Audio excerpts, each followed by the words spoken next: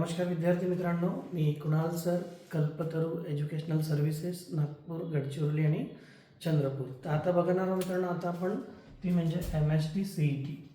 MST CET Maharashtra common entrance test ही जी आहे मित्रांनो, MST CET ही मागील 2-3 वर्षापासून 2 ग्रुपमध्ये होतात, एक PCM आणि एक PCB.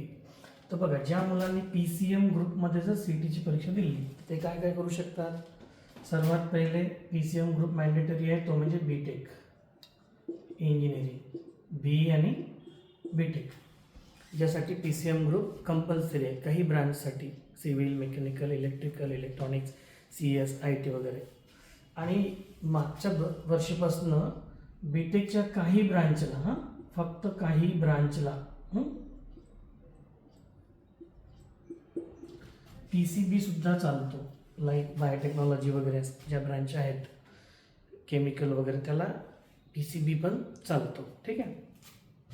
त्यानंतर PCM ग्रुप मित्रांनो BSc ॲग्री, बॅचलर ऑफ ॲग्रिकल्चरसाठी सुद्धा चालतो. आणि PCM ग्रुप हा BE pharm, bachelor of pharmacy सुद्धासाठी चालतो. किंवा मग जे फार्म D म्हणून जो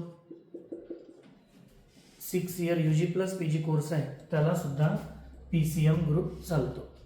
म्हणजे PCM ग्रुप हा इंजिनिअरिंग, फार्मसी, फार्म D आणि BSc ॲग्री या अभ्यासक्रमाला चालतो. या व्यतिरिक्त MST CET कोणत्याही अभ्यासक्रमाला चालत नाही. BSc नर्सिंगला किंवा मेडिकलला MST CET चालत नाही, हे नोट करून घ्या. ठीक आहे.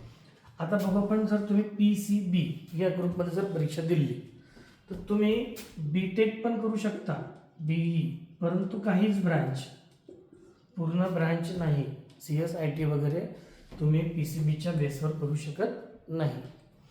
त्या व्यतिरिक्त BE pharm, bachelor of pharmacy आणि pharm D, doctor of pharmacist, हे तुम्ही PCBच्या पण बेसवर करू शकता आणि PCMच्या आणि BSc ॲग्रीच्या काही ब्रांच. बघा, BSc ॲग्रीमध्ये जवळपास 9 स्पेशलायझेशन आहे.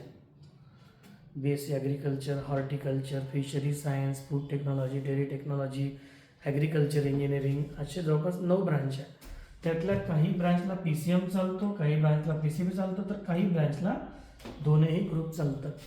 म्हणून ज्या मुलांना B.Pharm किंवा BSc ॲग्री करायचं असेल किंवा BTech जरी करायचं असेल तरी माझे तुम्हाला सजेशन आहे की तुम्ही दोन्ही ग्रुपमध्ये परीक्षा द्या, PCMमध्ये सुद्धा आणि PCBमध्ये सुद्धा. का बरं?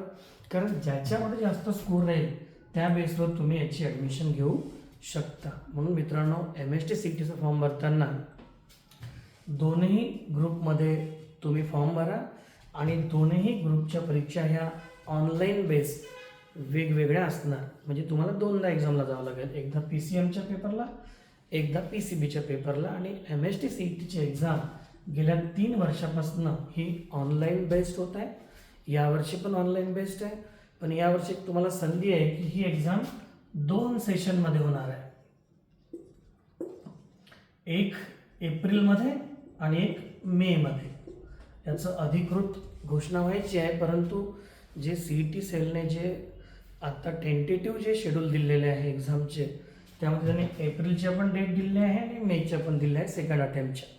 त्यामुळे चांगली संधी आहे. इन केस समजा एखाद्या अटेम्प्टला, एखाद्या सेशनला, पहिल्या अटेम्प्टला तुमचा पेपर चांगला गेला नाही, तब्येत असेल, पोहोचू शकले नाही, तर तुम्हाला सेकंड अटेम्प्टमध्ये सुद्धा ते चान्स आहे.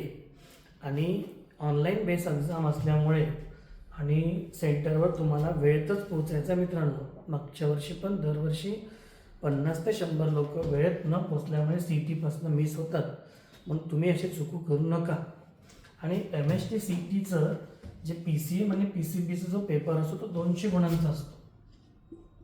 जसं PCM बघाल तुम्ही तर physics, chemistry, math, physics chemistry 50-50 गुण आणि मॅथ 100. मॅथचे फक्त 50 क्वेश्चन राहणार आहे, ईच क्वेश्चन 2 मार्क. आणि PCBमध्ये physics, chemistry, biology, physics 50, chemistry 50 आणि बायोलॉजी 100. इथे 100 क्वेश्चन राहणार आहे. आणि CETमध्ये मित्रांनो निगेटिव्ह मार्किंग नाही, त्यामुळे तुम्हाला इथे फुल स्कोप आहे टोलेबाजीला.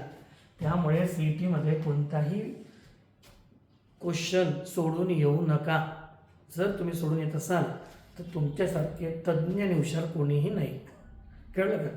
मग निगेटिव्ह मार्किंग असल्यामुळे प्रत्येक क्वेश्चन सॉल्व करून या.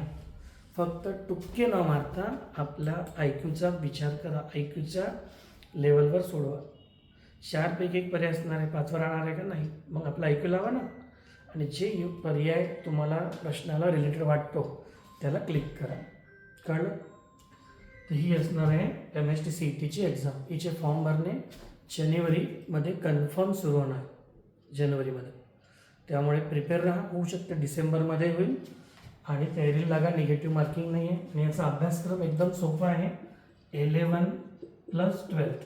11 ओन्ली 20% आणि 12 80%.